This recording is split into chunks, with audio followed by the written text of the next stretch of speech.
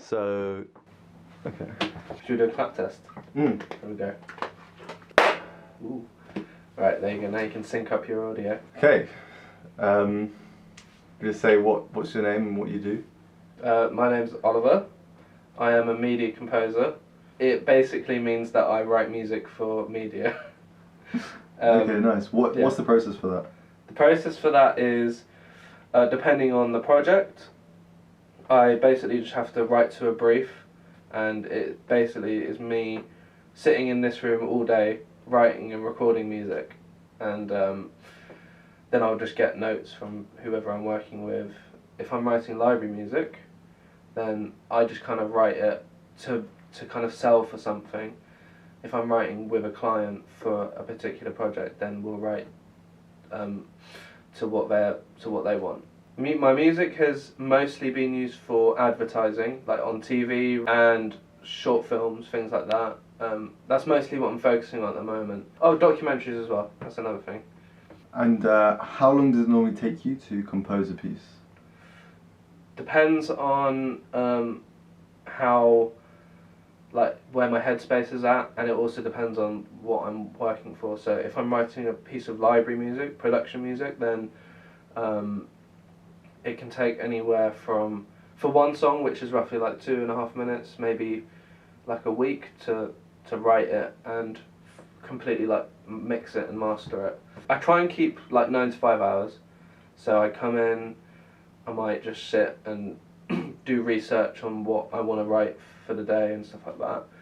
Procrastinate a lot, and I kind of just sit here and just write as much as I can. And I haven't done it before, but I'm trying to get myself into the habit of going out for like walks, because sometimes being in this room, there's no windows, and I literally just go a bit crazy. So I'm trying to get into the habit of doing that. And how do these people find you? Mainly through like repeat work. So it kind of all started off with like one guy who found my music, and then from there it kind of like spiraled, and he knew someone, and then your work gets heard. But at the moment it's mostly just repeat clients. So like I'll work with the same guys in Australia, I'll work with the same guys in America, and then but this year I have picked up a few new clients, but I think that's just word of mouth, especially through like the libraries, because my tracks are just listed there, so they'll see my name and contact me. How did the first guy find you? I put up a cover song of, at the time, one of my like favourite bands, and it was his favourite band, and he saw it and he loved it, and he wanted me to work on some like of his videos. He used to do, well, he still does, he's like a director, filmmaker. He writes videos on he does like documentary videos for motorsports and things like that. And then that's how he found me. I started doing free work for him, and then as we've kind of, you know, done loads of projects over the year, he got hired by like a creative agency, and then that's when I started getting paid work, and that's where it all started, really. Cool. So it's quite interesting that I didn't know that you actually got found by like a cover piece. Yeah, it was because before that I loved to do it. Mm-hmm. And then I just put it up. I was like, oh, that's cool, whatever, I'll put it up. And then that's when he messaged me, and I just wasn't. That's kind of where the luck side of it came in, because I wasn't looking for work. I wasn't looking to really get into it. I knew I loved music, but and I knew I just wanted to do it, but at the time I just didn't know how. Are there any more projects you're like working on at the moment that you want to talk about? No, it's all secret. No. I'm working on one at the moment with an Australian director who I've worked with for many years.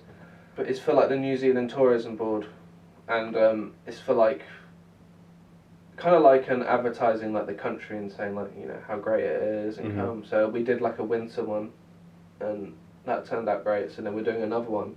Right. So a lot of it is kind of repeat work because you're showing that quality. Yeah. Yeah. You spoke a bit about how after you do one job for a client, they normally come back to you Um, Obviously they like your work, but are there some other reasons about, you know, maybe the way you work or how you do it that kind of brings them back? I think I'm quite quick. Mm-hmm. So if somebody says, "Oh, can you do this job?"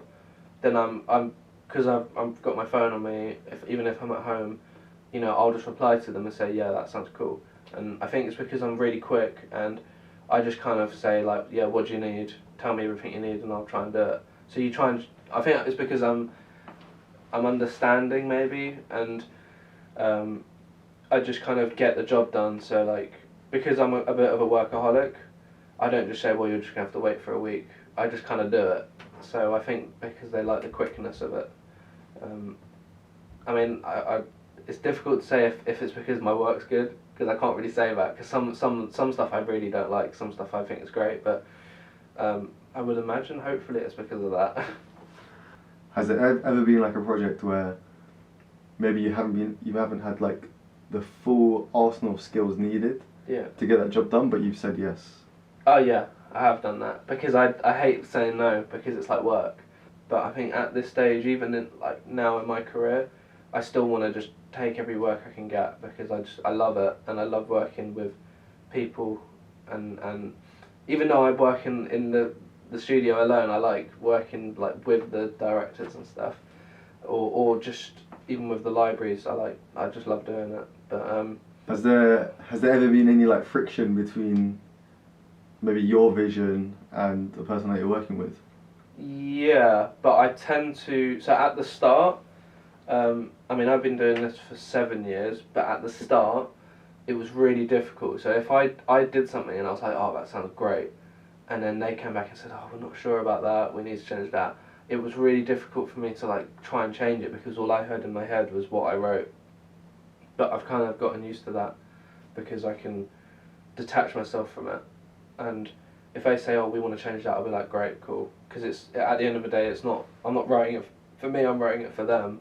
What like 3 skills would you say that you already had coming into this job that made you really like good at what you do? I know it's not really a skill, but I think because of my interest in it, I was always picking up new things. So like I started off just like doing drums, and then I started doing more like producing on the computer and stuff like that. But I think because I was interested in it, I was even if I didn't know, if I took a job and I didn't really know how to do that, I would learn on that. And I think again out of luck, it just so happened that I managed to kind of get it right. And if I didn't, you know, I'd learn from that, and I can do it again. What skill or what thing have you learned while doing this job? I think I've learned how to deal with people professionally, and I've learned how I work. So I'm not a very like organised person, but when it comes to my work, I am.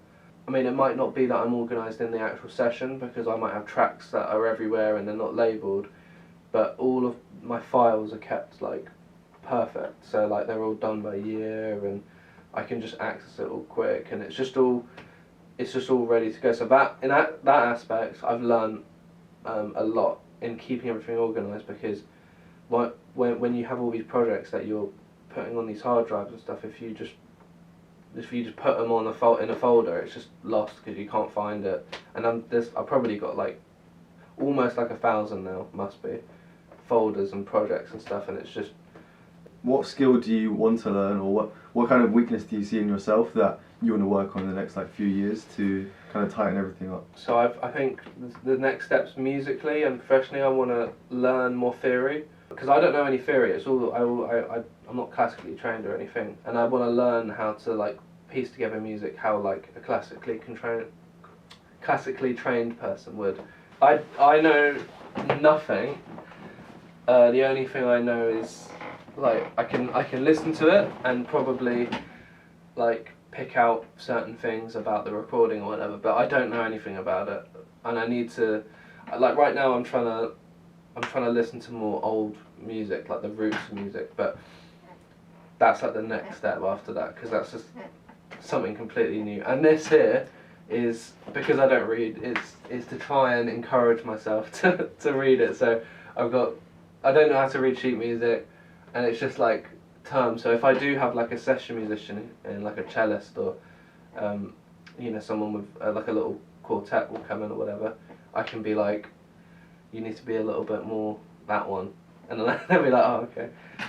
So I can kind of learn like that, but that is, yeah, and like, but that over there, like the guitar chord charts, that's just for like inspiration. So if I'm a bit stuck, I can just look at it and be like, okay, let's pick that, and that maybe it might help me come up with something new. So you don't actually need to like know how to read. No, I don't classical think music? so. I think if you wanna do classical music, then yeah, but you don't have to. I mean, when you look at all the music that's coming out nowadays, you can literally, you know, sit in a bedroom with your computer and just make something, and that could be like the greatest thing.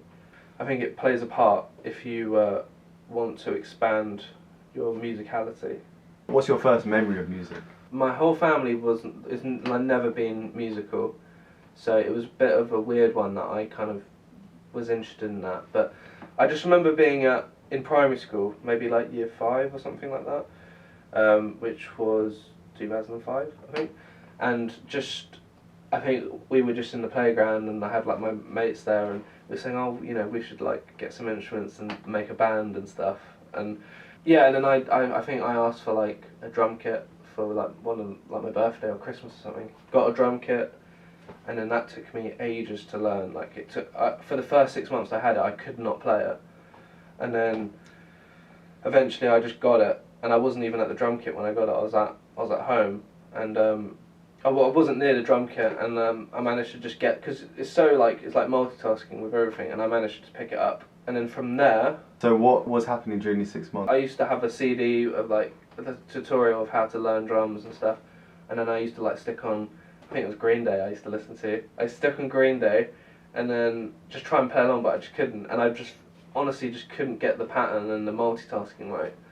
And then I remember I was sitting at my computer desk, and then I managed to just tap it out, because I think after you like do something, subconsciously you're kind of working it out, and I managed to just, I don't know how it happened, it just came out of me and I just did it, and that's when I started learning.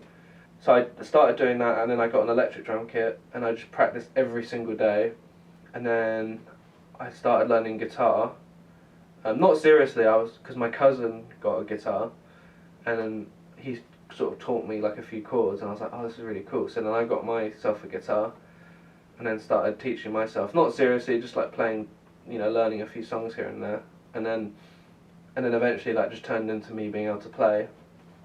And then after that I got my first computer, and that's when I got GarageBand and started to dabble in like recording, and not producing, but just like learning how to record instruments in and write songs and things like that, and that's kind of how I got into it. And then from there, like I was just, even through high school, I was just obsessed with music.